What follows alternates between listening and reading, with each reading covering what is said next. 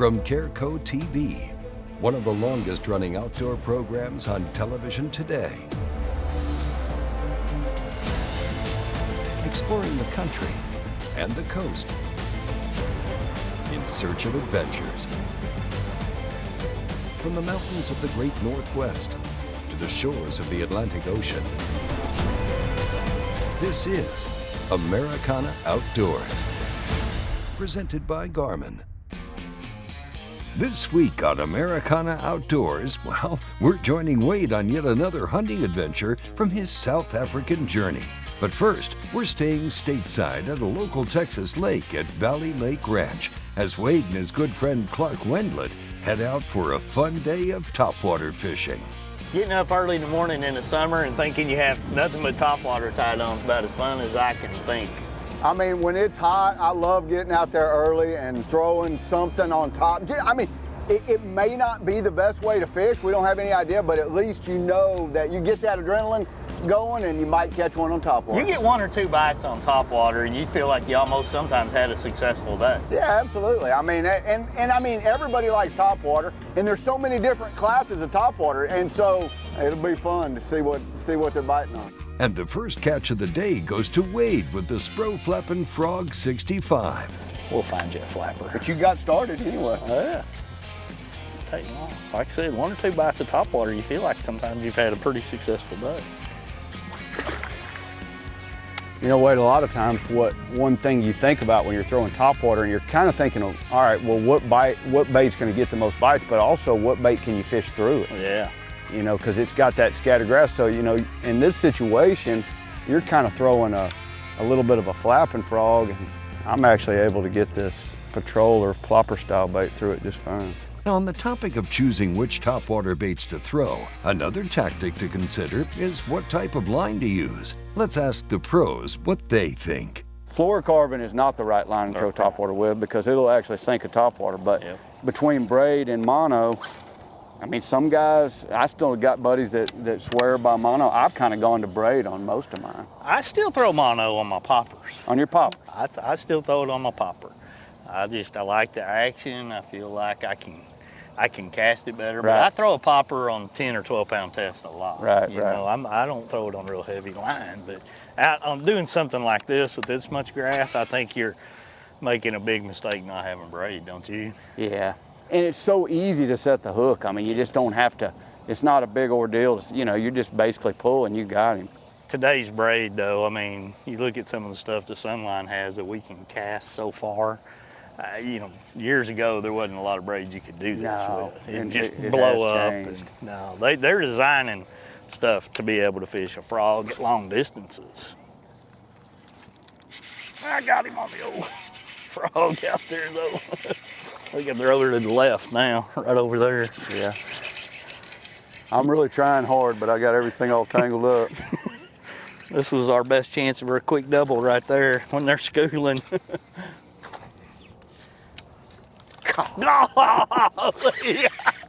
Did he hit it before it even hit the water? No, I twitched it one time. One twitch. That is awesome. This is when you set your poles down and... Yeah, just sit here. They're definitely chasing right in there. That was a great bite right there. I used to make a lot of mistakes when I first started using braid. I was actually using way too heavy a rod in a lot of situations. And not only was it very fatiguing, it was very difficult to be accurate. It was very difficult to be able to work the bait in those situations, and it was very tiring after a while. And as I got to really studying it and watching other people, I learned pretty quick that sometimes a 7-foot, a 7'3" with a little better tip gave my baits a little better action, which resulted in more strikes, and I still had plenty of backbone to be able to get all the fish that I needed in. You know, when you start looking at cover and how the fish will set up on it, it's so unique and so different. And as we run down the bank in different situations, you notice one of us will have a stretch where they catch 4, 5, 6, fish, and the other one might only catch one in there. And it's, a lot of times it's just that area is more in tune for that type of bait. It sets up a little better for it. And we got back there in the back of that one little pocket and those fish were schooling, and he tied on that walking bait that was making a ton of noise. And I mean, it was like every fish in the cove was swimming right to his bait. None of them would want to bite mine at that time. Then we got up on the dam and I went on a stretch where I caught like 7 and he caught 1. It's just, you know, it goes in cycles like that. God, that was a great bite. I mean, and you were barely moving. Barely moving it. And he bit, that's really all the line I had out right there. I mean, this doesn't make a ton of sense to be winding a frog like this right down a rocky bank. Yeah, it doesn't, but I mean, the proof's in the pudding. Yeah, proof's in the bites. I think some of that has to do with the lack of pressure, the way they manage this lake too. Yeah, I think so. We'll return to the water in just a moment, but in the meantime, take this opportunity to subscribe to our Americana Outdoors YouTube channel. When you get on a heavily pressured public lake, it can make fishing pretty tough. So when you can find places like the Valley Lake Ranch here, it's specifically set up for a guy that is looking to catch fish, to get bites. And a lot of it is based on the management aspect of it, but it's also based on the rotational resting of the property. This body of water, which is, you know, just right at around 1,200 acres, allows you to, you know, not fish it a lot. You know, there's only a couple of boats ever going to be out here at a time, unless it's probably a big group, and you can tell, you know, how aggressive some of these fish strikes are because of that resting. And it sets up great for a guy that wants to go get some bites and have a chance to catch a big one. Got it. He got it that time.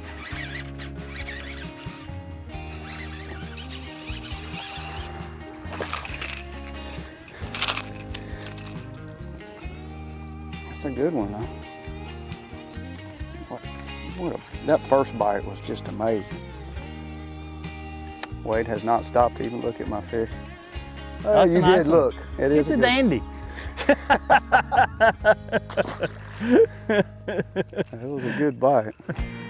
So when thinking about topwater baits, there's a lot of different classes of them. There's poppers, go back and forth, or they'll spit water out in front. There's walking baits that just totally go back and forth. There's flapping baits that are either frogs or kind of a soft plastic that you reel over the top of cover. There's buzz baits, there's plopper style baits, there's prop baits. So there's all different kinds of classes of topwater, and every one of them can have their place in bass fishing. Gah! It was just sitting there, wasn't it? Yeah, or was it not? I was trying to pick out a little backlash. He wouldn't let you? No. God. God. Here, put those poles down right now. Yeah, we'll get him. Got him, he's on there. That is too cool. I could see that fish with your bait going down in his mouth. You were like, Clark, he's got it.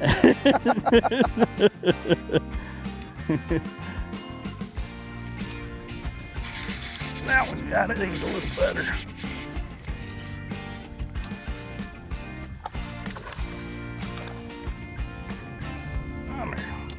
Gosh, boy, I thought he was going to be. He hit it big. Well, I watched him bite it and would have lied about him being a 4-pounder. He comes, oh, you got it. Yeah, I did too. Clark's hooked up behind me. There's no love for my fish because he's hooked up and got one. Well, mine's not big, even though it looked big. It was fun, though. You throw them in the slop like that, they all look good. I mean, that's just about as fun as you're gonna find. I mean, our topwater morning that we thought was gonna be so good was pretty good. Pretty good. About as good as it can get right there. Topwater fishing to me is something that, I mean, even as a little kid, you just could not get enough of it. You know, the image of tossing a bait out there and you're twitching it and pausing it or fishing it real fast, and you know, you just feel like you're gonna get a bite at any time. You're watching it and you're so zoned in on it, and then when one blows up, it's all chaos. You actually visually see the fish bite the bait. Sometimes you'll see him come out of the water, come down on top of it. Sometimes it'll be an explosion from underneath. Literally every fish we had today, you're thinking, man, that's gonna be a 5 to 6 pounder, because that's the way they bite. They're so aggressive. And so, I mean, topwater, I love it for multiple reasons. You can catch lots of fish with it, and it gets bites, and that's the biggest key. Well, that's all the time we have for topwater fishing today, folks. Next time you hit the water, keep some of these tips and tricks you've learned from the pros in mind. And hopefully, you'll get some awesome bass strikes of your own. Coming up, we're switching gears and making the long trek over to South Africa, where Wade gets a chance to hunt another one of his bucket list animals, the Gemsbok. We'll return to the field in just a moment, but in the meantime, take this opportunity to subscribe to our Americana Outdoors YouTube channel. As we go out on this Gemsbok hunt, this is a species of antelope that I'm in awe of. If you just look at the coloration of it, you're immediately going to be drawn to its beauty and how they are. And they're a plains animal by nature. You see great herds of them more often than not. Occasionally you'll find some lone bulls, they say, in certain situations. I mean, I've encountered these animals in a lot of places in Texas, but to have the opportunity to go on a long spot and stock for a Gemsbok with a caliber rifle that I love, whew, you talk about I'm ready to go, I'm ready to go. Carl, a Gemsbok is something that's always caught my attention. There's a lot of them in Texas, there's some in New Mexico. I think they have one of the coolest faces, the horns, and they're very, they're an animal. And I think a lot of people, are intrigued and want to learn more about them. Yeah, Wade, I think the coloration is so unique in every sense, and when you see them out here, they are just strikingly beautiful. Yeah. Like we've seen them on the trip before, but this morning we're working some of these ridges and some of these open flat areas, and we're going to look at bulls or cows. We take Gemsbok in both male and female. Both are considered trophy. The females slightly longer horn length, thinner. The bulls slightly shorter, thicker bases. So we'll see what we can find. There's a lot of Gemsbok around. It's obviously a wonderful season. So a Gemsbok we always say it can live off dust and rocks, and when there's lots of food, they are immaculate. So they are going to be in great condition. We'll work these ridges and see if we can get you onto a nice Gemsbok.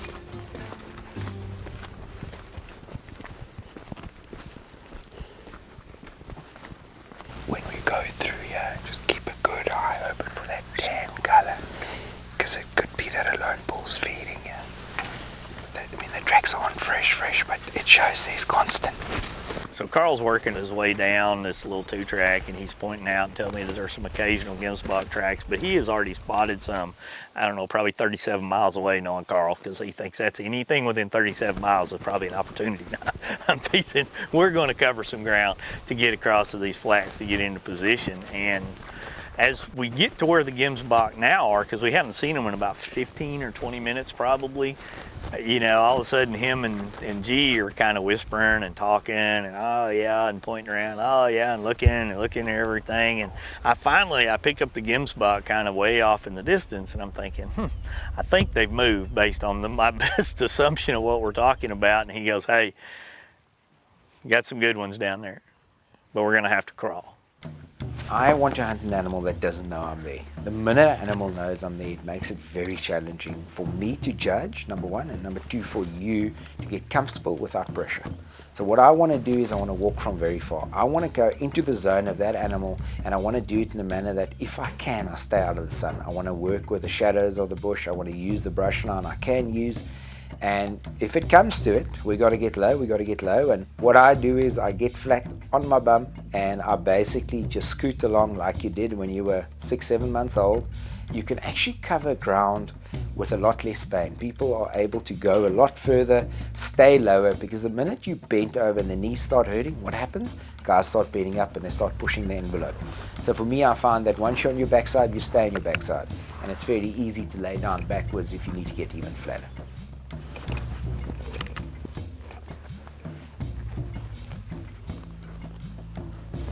I'm just following Carl at this point, and he stops, I stop. When he starts doing a little crawl, I crawl.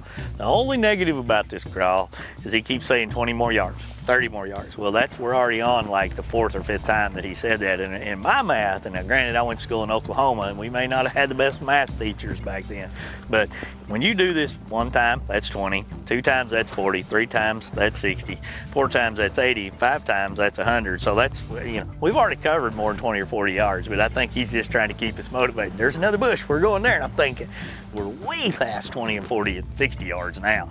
But like I've been saying on these types of hunts, I trust him. He ain't let me down yet. And finally, we've all crawled, and we get there, and he starts building them shooting sticks. When he starts building those shooting shooting sticks, I've learned good things are about to happen.